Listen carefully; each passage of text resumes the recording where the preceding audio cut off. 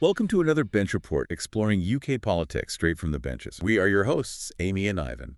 As always, do read through the episode notes as a guide to today's discussion. Now, today's deep dive Focuses on the urgent situation at Scunthorpe Steelworks. This is following British Steel's announcement of their plans to close blast furnaces, And other steelmaking assets. which could potentially lead to a lot of redundancies. A lot of people losing their jobs. So what we are going to explore for you today is what this potential closure reveals about the state of UK industrial policy. Big question. Huge question, yeah. How about the national security considerations, particularly those related to steel production? Right, because we need steel. Exactly. And we're also looking at the future of skilled jobs in traditional industries.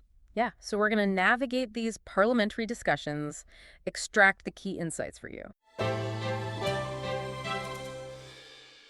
So to start, what was the government's immediate response when this news broke? So the Minister for Industry, Sarah Jones, she immediately expressed her concern. As you would expect. Yeah. For the British steel workers and their families. And she confirmed that contingency plans were activated.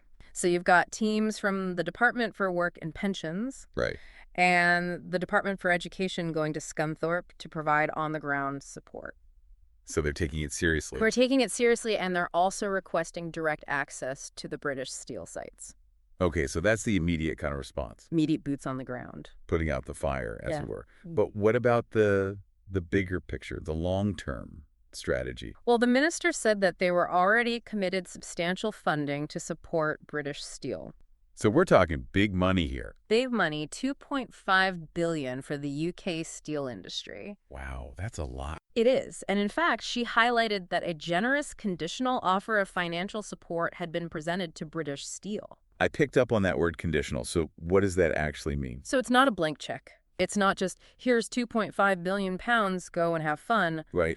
There are conditions attached to this offer. Such as? So things like public accountability, Makes sense. legal requirements, dotting the I's and crossing the T's. Yeah. Local impact, so the impact on the community in Scunthorpe. Wow. Safeguarding jobs, making sure that as many jobs are saved as possible. Of course, that's a huge priority. And the long-term commercial viability of the company. So it's got to be sustainable. It's got to work. It can't just be a temporary sticking plaster. Right. They want to fix the problem, not just put a bandage over it. Exactly. And the minister urged British Steel to reconsider its closure plans and accept this offer. So they're really pushing for them to take this deal. They are. Okay, so that's the financial side of things, but there's also the issue of production capacity, And the blast furnace. particularly the blast furnaces and whether or not they should stay open.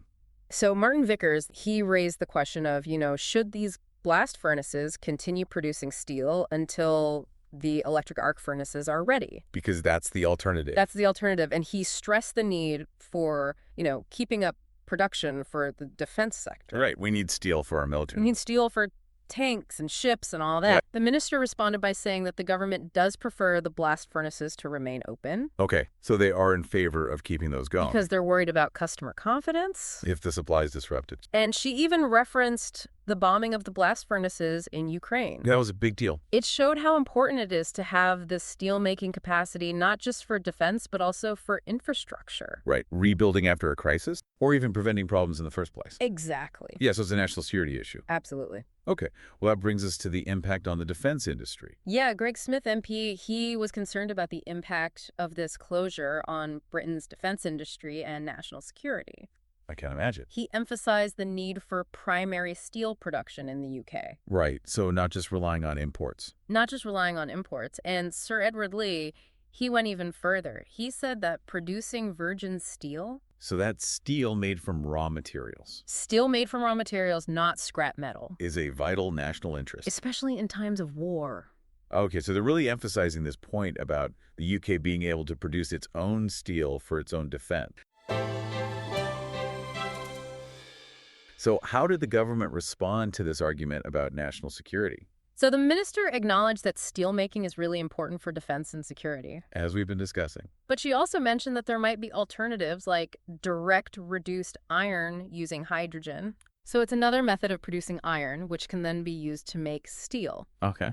And she pointed out that the infrastructure at Scunthorpe is quite old. So it might need to be modernized anyway. Exactly. And then later in the debate, Graham Stewart, another MP, he asked the minister directly, do you recognize that domestic virgin steel production is a national security imperative? Wow. So he's really pushing her on this point. He's pushing her on this point, and would the government consider things like nationalization or golden shares? So that's like the government having more control over the company. More control to protect the taxpayer. Wow. So what did the minister say to that?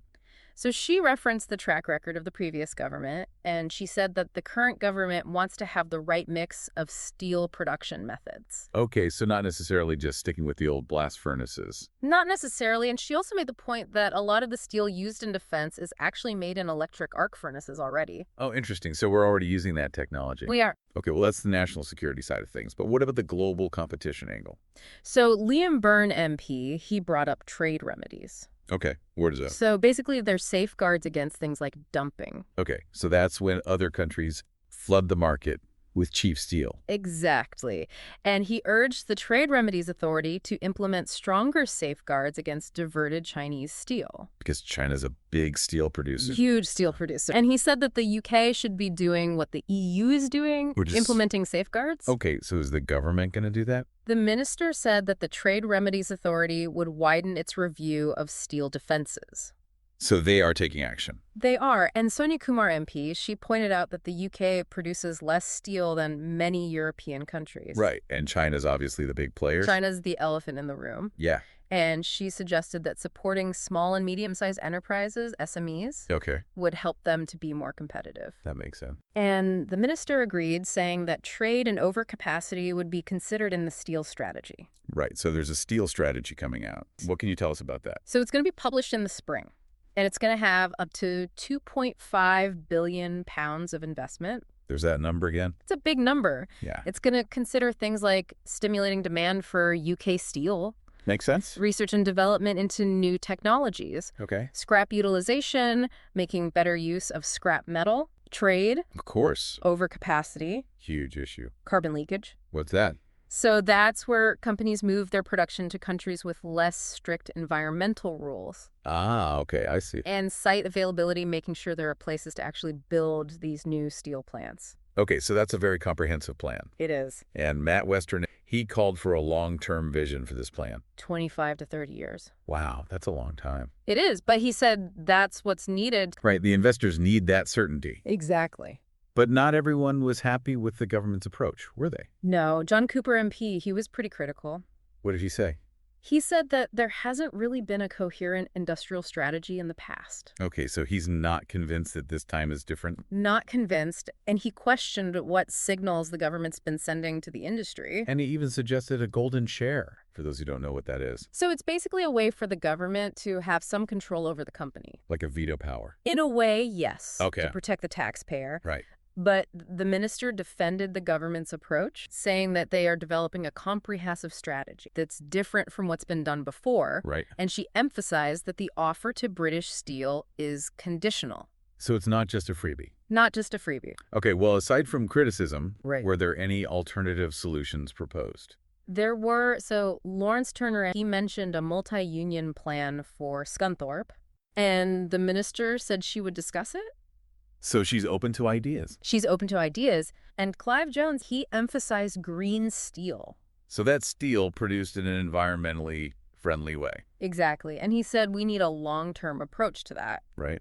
And Richard Tice, he had a really radical idea. Lay it on me. He said the government should take British Steel into public ownership. Wow. Nationalize it. But the minister pushed back on that. She said the Scunthorpe plant is losing a lot of money. Right. So it's not a simple solution. Not a simple solution. And she emphasized again the potential of electric arc furnaces. As a more efficient alternative. Exactly. So it sounds like a really complex situation with lots of different perspectives.